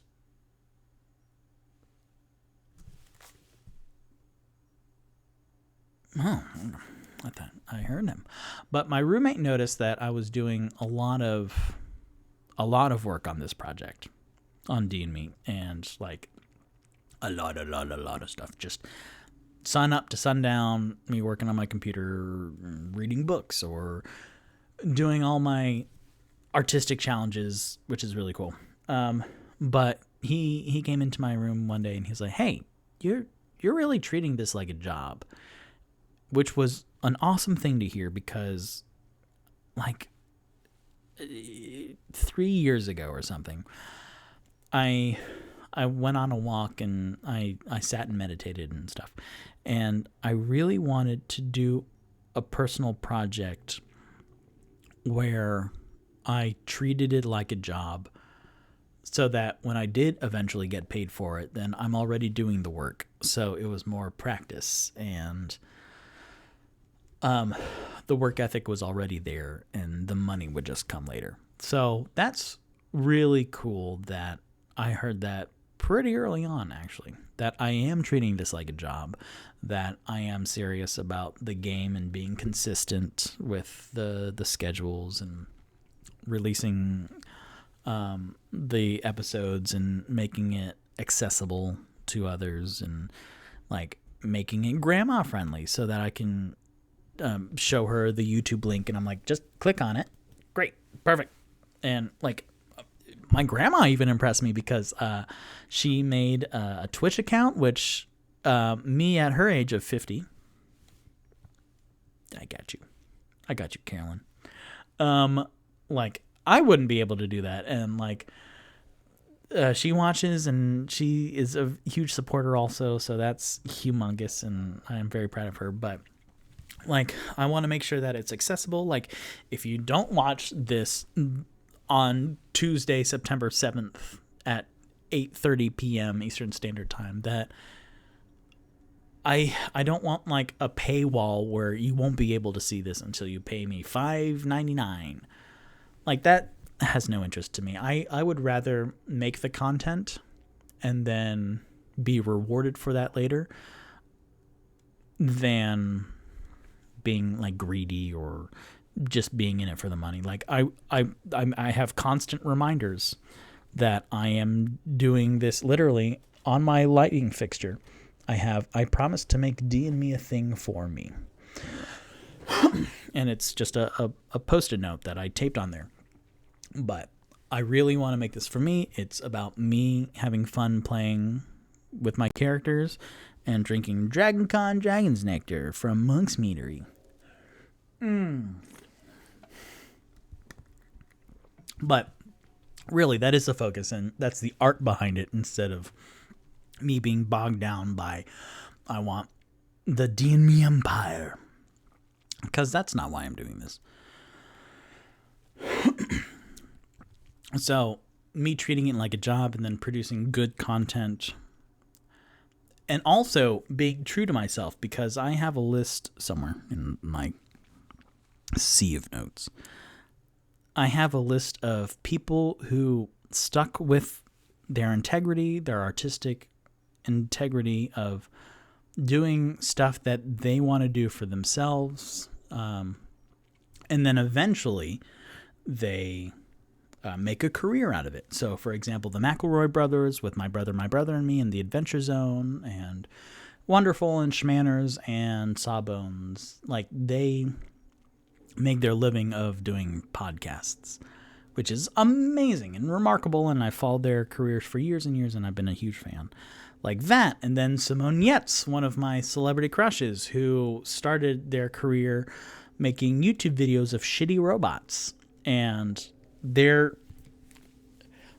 what audience would want shitty robots? How could you get paid for making shitty robots of like making like these like latex hands that would slap you awake as an alarm clock?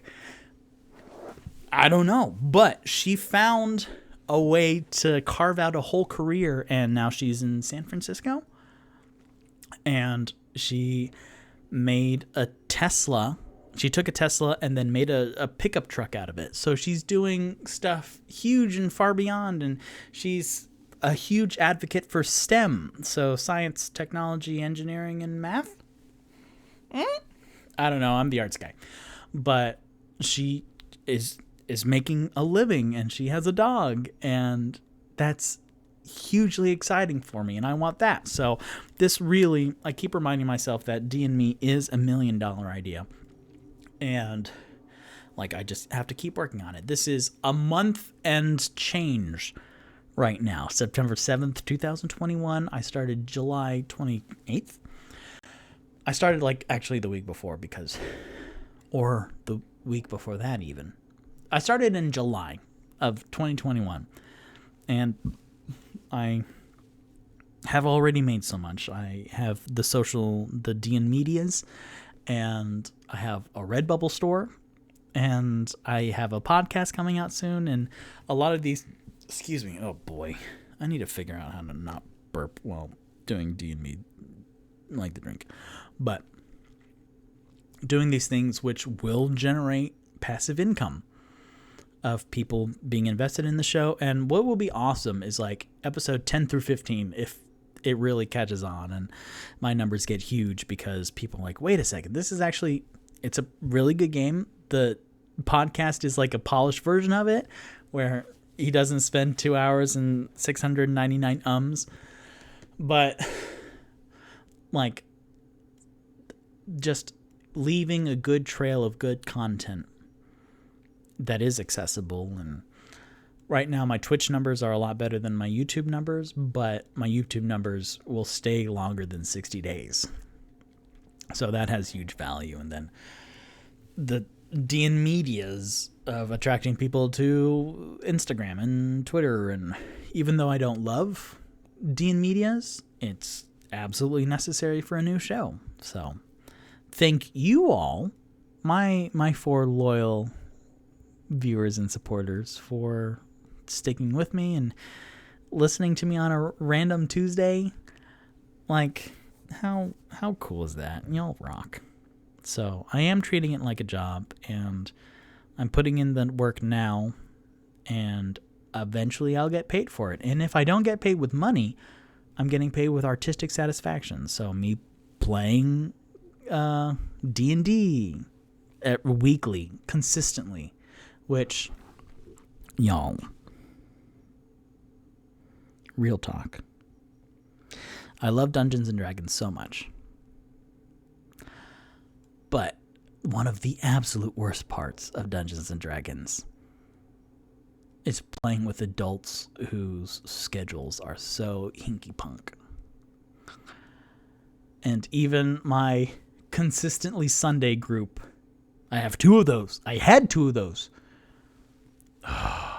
So being able to make a thing where I could just play by myself really, really worked out. So 8:35, when can we play, said, you rock, Victor. Charisma and dedication go all the way. The only people who ever did make it are the people who kept at it. Exactly. So, hey, speaking of that, I'm very proud of you. When can we play?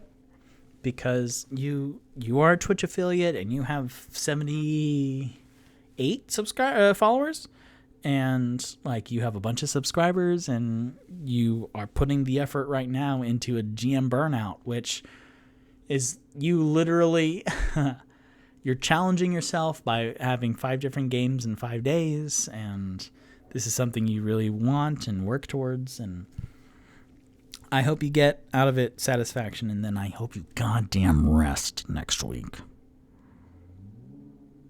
You hear that? Yeah. That's small dick energy outside, but they agreed with me. So, oh boy, treating it like a job. And then one of my last little bits here, and we might end early. We might end early tonight because it's a lot. It's been a lot going on. Thank you all for being here so far. Thank you. Look at my winter skins on my boys. I like calling them my boys. They're good. Also, you 4, if you have any suggestions about what to call my group, the Victors. No, it doesn't work. Twitch stats. 3 viewers. Oh boy, what a good life. All right. Oh, I can feel just tired. It's not even drunk at this point. It's just tired. My mommy asked about the ice anchor. She wanted to know the story. I think she said, I would like to know about the ice anchor. I don't think Onyx will tell me about it. But you know what? I will make... I thought about having as an intermission for the actual D&Me videos, like me filming questions contributed by fans of like little specific questions or comments of like shout outs. So like, hey, Onyx, it was awesome when you did the thing. But that hasn't really picked up yet. When I get a bigger audience who like go through the back catalog and listen to 10 episodes in a weekend or something, then that might be very different. But for right now, I do want to answer your questions, and I have them all in the Word document, I promise. So I will do Onyx right now talking about his ice anchor, and I will force him to give you more than like 3 words. So here we go.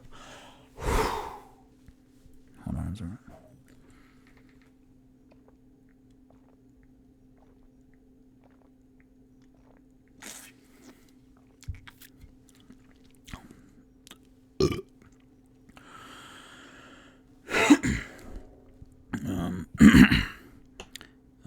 My anchor.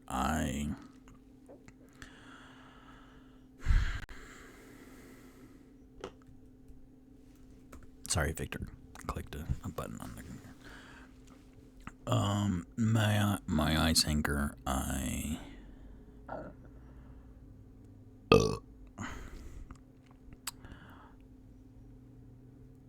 In my background, I was on ships.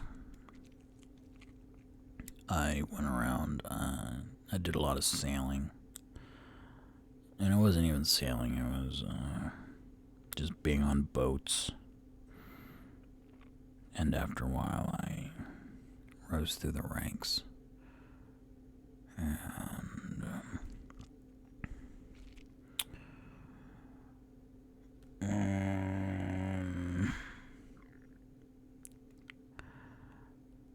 I did some stuff, and from my first boat that I really got my sea legs, I kept the anchor, because do I have to? Yes, Onyx, just keep going, you're doing great.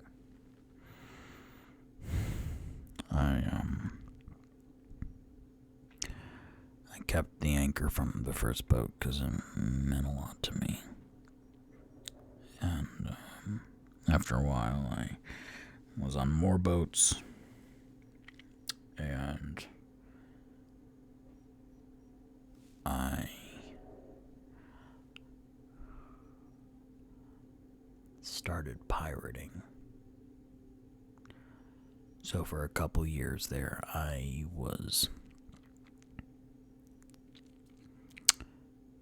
went under the name the Pyrite Pirate because I had a gold ensemble, and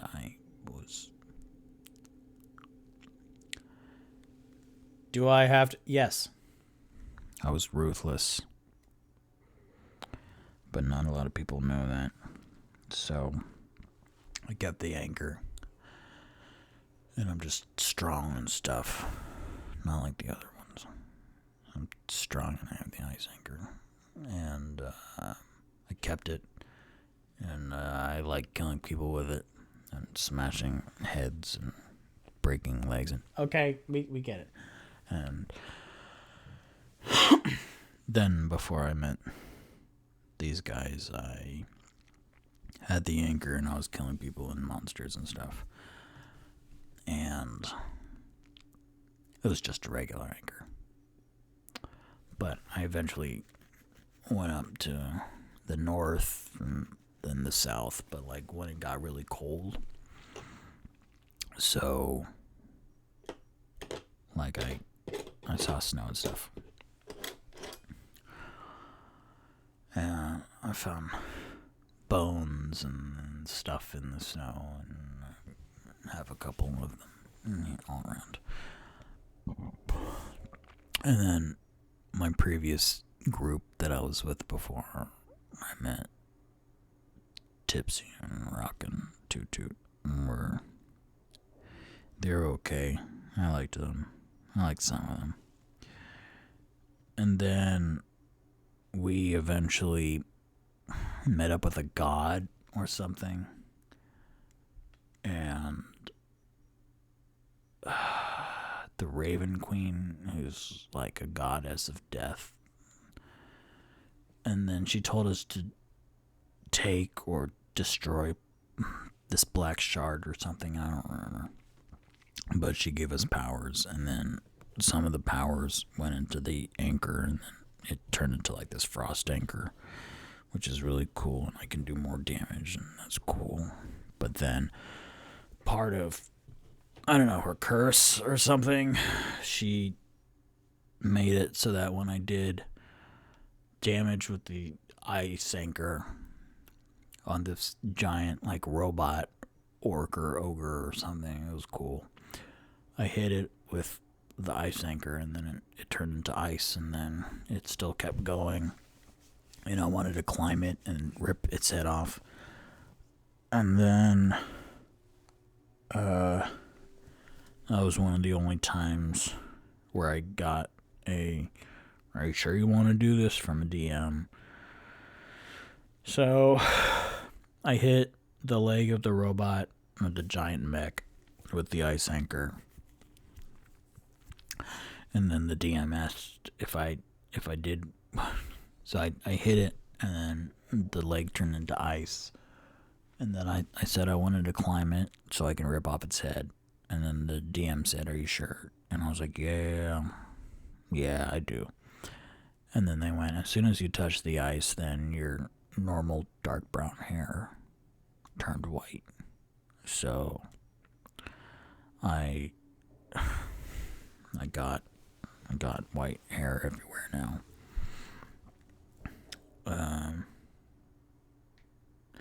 Because apparently some of these bones are polar bear bones. And now I'm like part polar bear or something. And that, and then the ice anchor. It's just a whole aesthetic. So I was a pirate. Does that answer the question? Yes, it answered the question very well. Thank you very much, Onyx. That's the most we've ever heard from him. For like, Onyx, my mom says you look so cool. Thank you.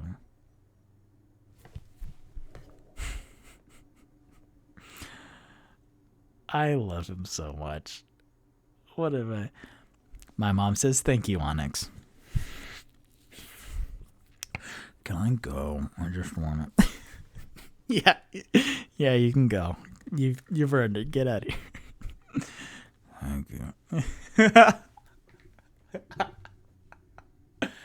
That's so funny. He's so reluctant. So you got a lot of backstory from Onyx. And who knows how any of that will play out.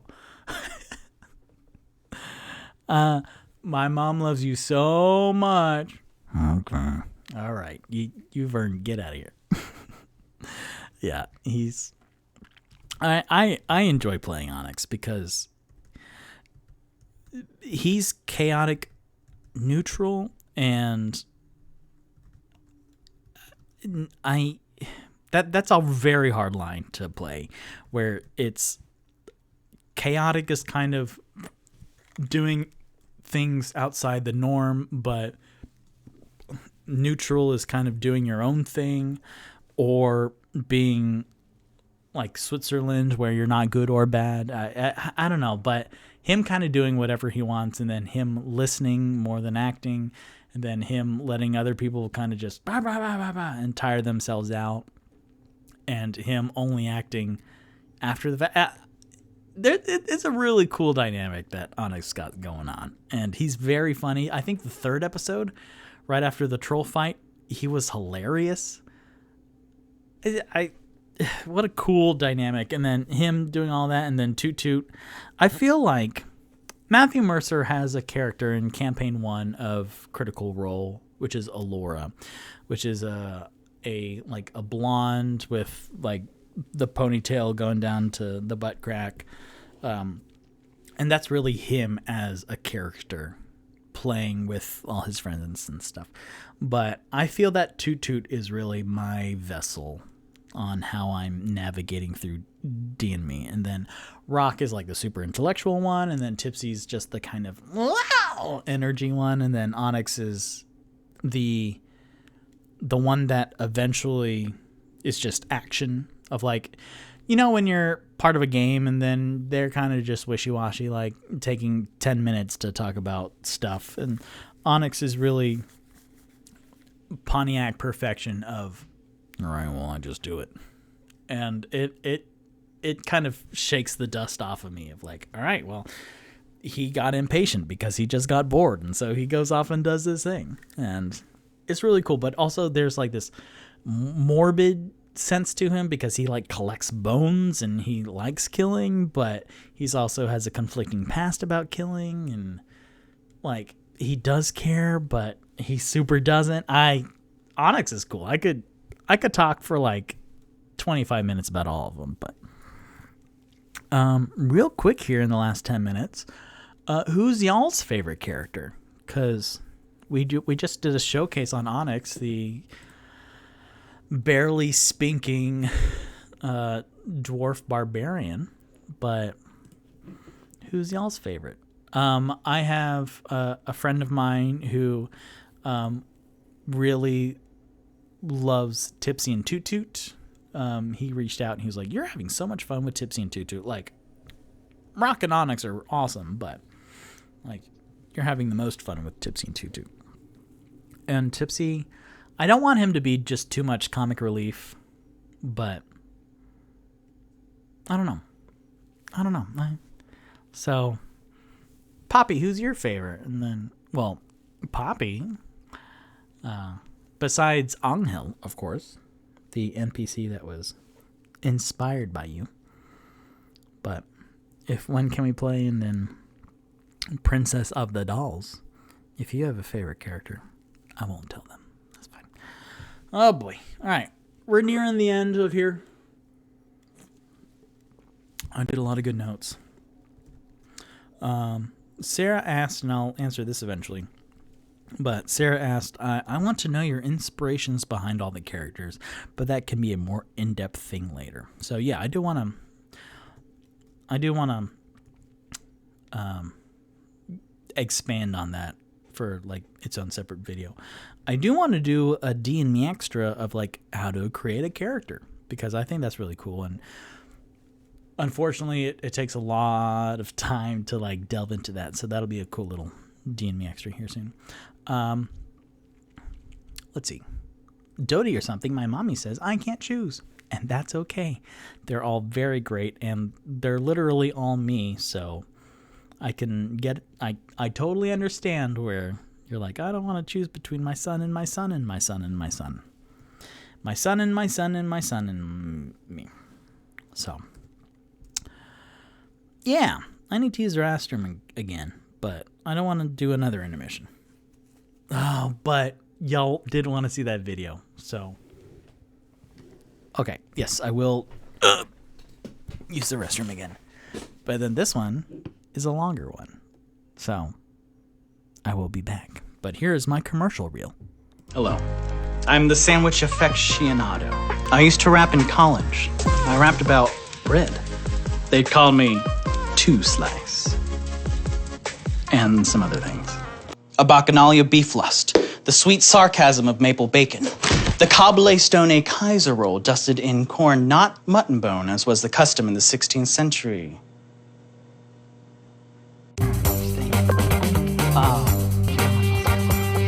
Victor, I'll have you go first. I'm going to go around the table. I want you to keep it simple and be clear and concise. Victor, would you like to get us started? Absolutely. Nos autem fratris transfigurabe in RSA et AES et secure anti-information. You guys are brilliant, and I love what you bring to the table. Times change. Now you can set a budget and receive alerts about your progress. Times change. Now you can go online to schedule an appointment.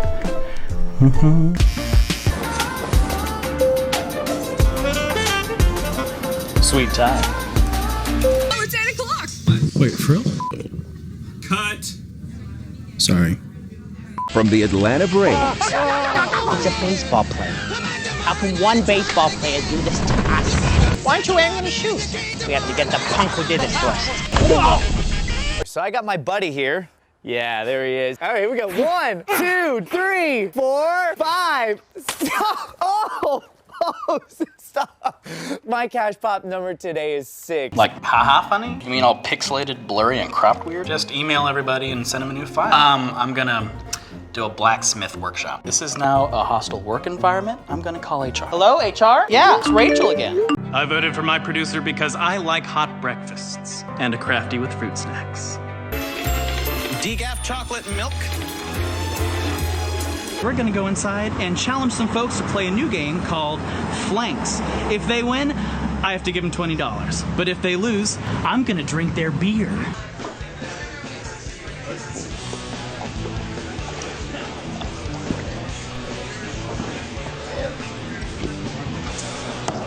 Hello.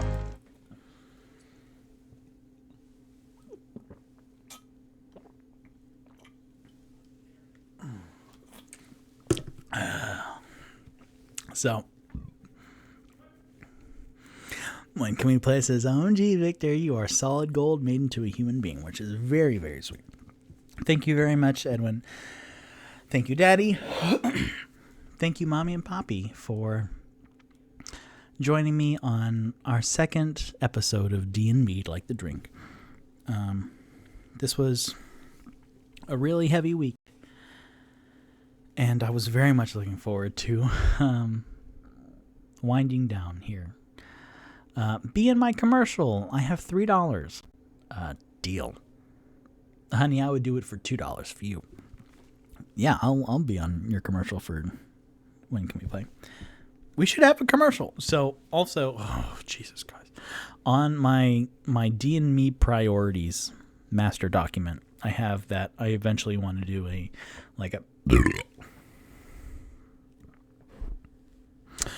I do want to do like a trailer for YouTube of like, you go onto my YouTube channel and goes, hi, I'm Victor Rivera, I believe it, and like do the whole 30-second dealy.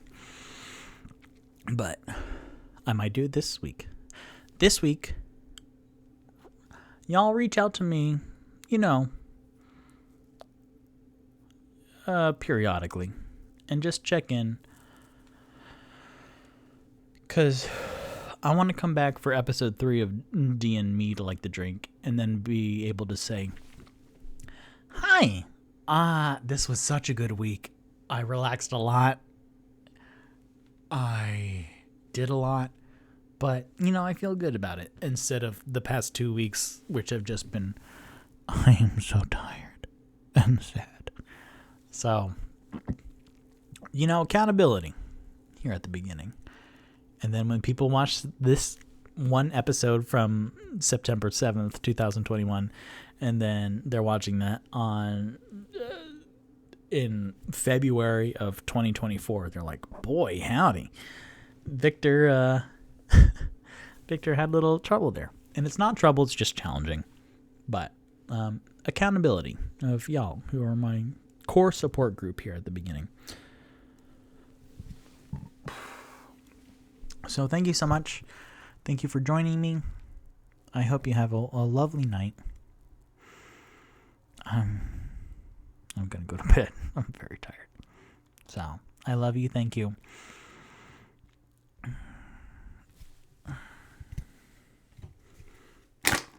Yeah. Spilled. No, golly. That was a bad idea. I have spaghetti in my fridge. I can microwave some spaghetti real quick. Oh my gosh, that'd be amazing. Yeah, I'm going to go microwave some spaghetti. It's the little things, people. So, thank you very much. Good night. I love you all.